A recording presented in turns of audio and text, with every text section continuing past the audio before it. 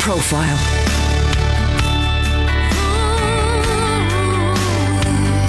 You're listening to Premier Christian Radio. Where faith comes to life. Hello and welcome to The Profile here on Premier Christian Radio. I'm Chick Yo.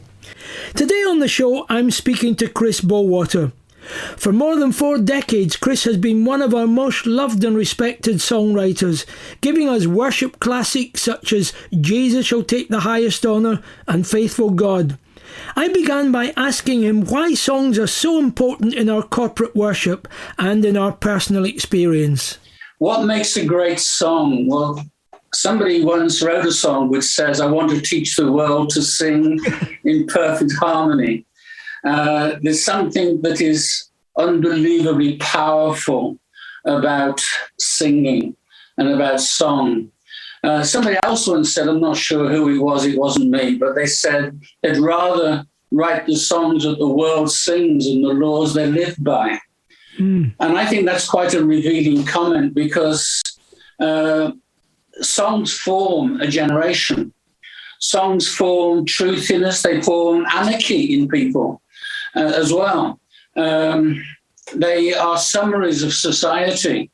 The Beatles, great songwriters. He's a real nowhere man, living in his nowhere land, thinking all his nowhere thoughts of nobody. He doesn't have a point of view. He's a bit like you and me. And it's a summary of a culture of society. Now, the art of a songwriter, Christian songwriter, is to capture what the preacher is preaching, what the pastor is pursuing in the church, what the prophets are prophesying, what the intercessors are praying, and put them into 3.5 minutes so that truth can be remembered. But that then is the issue, that our songs must contain truth, not just good ideas. And so a great song is a song that reveals God and Christ, the work of the Holy Spirit, a real Trinitarian view, if you will, and contain all of those things and put those into the mouths and the hearts of people. Chris, you expressed that beautifully. That was good to hear exactly what makes a good song. Now, one of the reasons I've invited you on the show, and apart from it's just nice to see you, the reissue of your classic album, Time for Tears, that's just been done. Why reissue that now? What was the thinking, the impetus behind that? Well, there's a lot of talk going on behind the scenes, which didn't involve me, that this was a 30th anniversary. They say, you're getting older when the policemen look young. Well, you're getting older when you have an album 30 years old.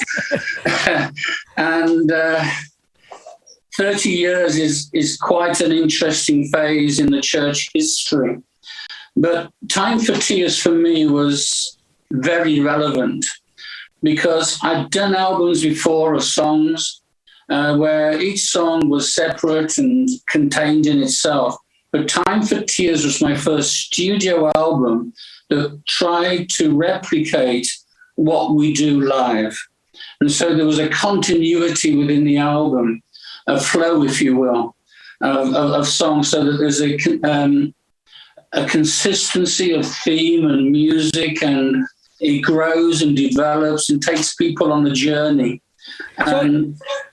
So I was going to say it was a kind of milestone in your career, in your progress as a songwriter.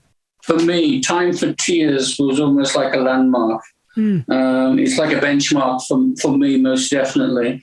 And also we had a studio full of the most not only gifted but godly musicians.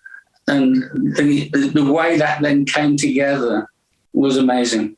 You mentioned gifted and godly musicians. Chris, I guess lots of our younger listeners won't remember the 70s and 80s and the beginning of the worship music. I mean, they'll kind of assume that things have always been like they are today. Now, tell us a bit, take us back to those days, if you will, and tell us a bit about your part in it. Yeah, it hasn't always been like it is today, most certainly. I remember the church pianist who was very biblical, and that was her left hand didn't know what her right hand was doing.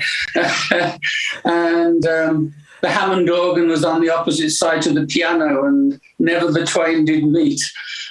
So no, we haven't always had the excellence that we get in churches today. But I was part of a Pentecostal church in Lincoln. I'd moved from Solihull as a school teacher to Lincoln and joined this Pentecostal church. And it was a good Pentecostal church, don't get me wrong. But this might sound a strange thing to say. The Holy Spirit turned up. And when the Holy Spirit turns up, he never leaves you the same. And he turned us upside down, inside out, every which way. And it all came out of a message, again, let my people go that they may worship me. And it was almost a release in the spirit.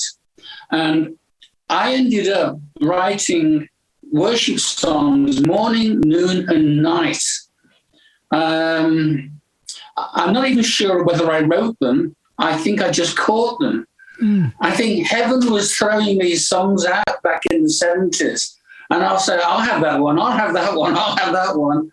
And my congregation were the first ones to hear it, always. And I think that in itself is an interesting part of the journey. I wasn't writing for an album. I wasn't writing for a project. I was writing for the church. Chrissy, you used an interesting phrase there. The Holy Spirit was throwing out songs for you to catch. Can you elaborate on that a little more? Because I'm sure it was more than you just sat there and sort of mechanically wrote down what the Holy Spirit said to you. Talk to us a bit, if you will, about the creative process. Well, there's certainly are times in the writing process, Chick, that you have to work on your craft. And you have to use skill. My background is classical music. I trained at the Royal College of Music, so I studied composition, singing, piano, conducting with Sir Adrian Boult, and I had a very privileged musical education. So I do understand the process of crafting. But these songs seem to be something that didn't come out of a creative thought process. They just dropped into my spirit. It's the only way I can express it. It was like I hadn't pre-thought it or pre-arranged it. I would sit at the piano, and as my fingers touched the keyboards, it just seemed like heaven opened up before me with melodies, harmonies, and words. And it happened as clearly as that. And some days I was writing songs, almost all day. I was catching songs all day. And yes, and there are times when you have to craft a song. And this is an important point. Somebody once said the best songs that are written are the ones that are rewritten. In other words, you revisit, like a preacher, you know this. You revisit your notes, you revisit your sermon, and you think, you know what, I can say that in a better way. I can present that better. Yeah, it's really interesting. One of the things that recently, after years of writing books on prayer and discipleship, I got worried about the fact that only Christians would ever read my book. So I thought I'd really like to write fiction. So I've been doing that for the last 5-6 years. And it's been an interesting process because I thought, you made up a story. Actually, what happens, the process is much more than you wait for the story to come, and then you have to get it down, and then you go back to it and write it a little bit better. But I really resonate with what you're saying about, something being given to you, which you receive, and then you have to handle very well as a very special gift. That's really insightful. Thank you for that. Chris, are you still writing music today? Are you still as creative and productive? I'm creative in different ways. I'm not writing as much music. But in my journey, Chick, I became a teacher of worship. And so I established worship academies around the world, which is another part of the story, but literally in every continent. But I then, 15 years ago, became a pastor of a church. And so a crazy, crazy time of my life when I was still traveling, I was still pastoring. And I think maybe you understand a little bit about that. And so I would go to Singapore in 5 days and come back to be in church on Sunday. And total madness in some ways, but it was incredibly fruitful. And so my creativity is more to do with church leadership and pastoring and releasing. I love the whole idea of releasing next generation. I think that's one of the things that we all have to learn as we get a little older. Well, the time is 19 minutes past 10, and I am in conversation with Chris Bowater, whose songs, for so many of us, have been the soundtrack to our life in church, or at least a large part of that for so many years. Chris, I want to go back to something we touched on earlier, before we move into another of your classic songs. But I was asking you a little bit about the beginning of the worship movement in the 70s and 80s. You spoke a bit about your role in that, but were those difficult days? Did you meet with resistance in some part of the church? What was it like to be at the heart of that? It certainly was. I think anything that is perceived to be radical is opposed. And I was written about, along with other writers of that time, like Graham Kendrick and Dave Fellingham and Dave Bilborough, as the ones that were destroying the hymnology of the church. And it's furthest from the truth. Those who know me really well know that actually my first look at worship is through hymns. And I still use hymns a lot.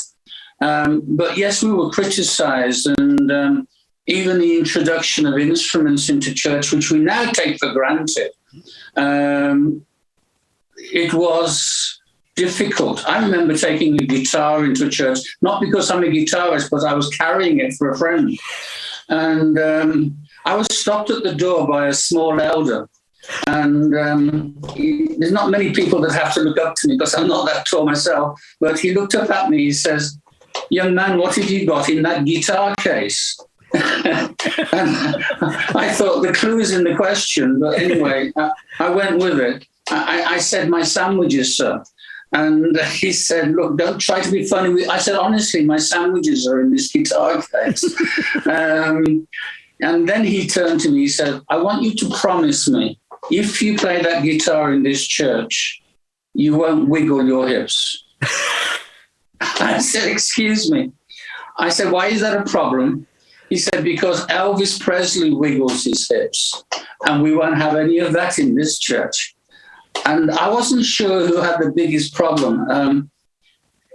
Him thinking I look like Elvis Presley or me finding my hips to wiggle.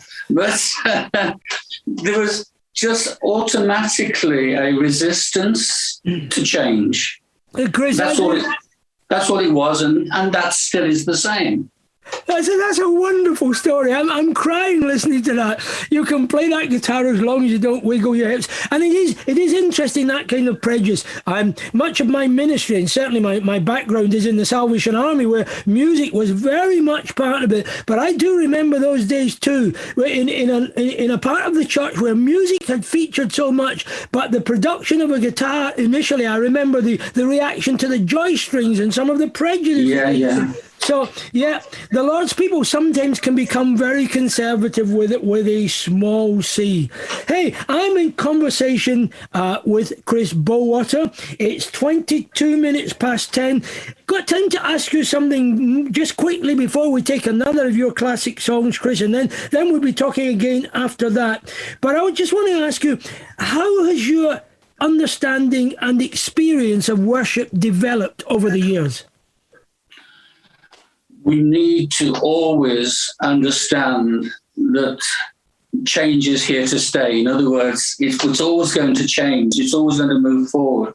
We can't be locked in a time zone, either musically, I dare say even theologically, because God is bigger than our theology. God is bigger than our understanding of him. And worship is rooted in revelation. And again, somebody once said, I wish it had been me, but I didn't say this, that when revelation ceases, worship ceases. And revelation is that whole process of discovery, of finding God in new ways. And in the newness, there's new expression then. It's like a relationship. The more we know someone, the more we love them, the more we express our love in different ways because we mature and grow in our love. And so I believe over the years my music has matured. I've not tried to become more clever. I've just tried to reflect what God is saying in a clearer way.